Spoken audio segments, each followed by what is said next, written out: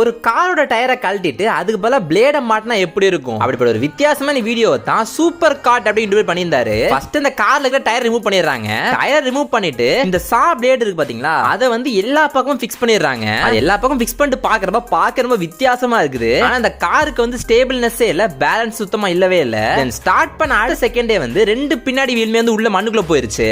நாலு வீலையுமே வந்து ஆன் பண்ணணும் அப்படின்னு நாலு வீலையுமே ஆக்சிலேட் பண்றாங்க.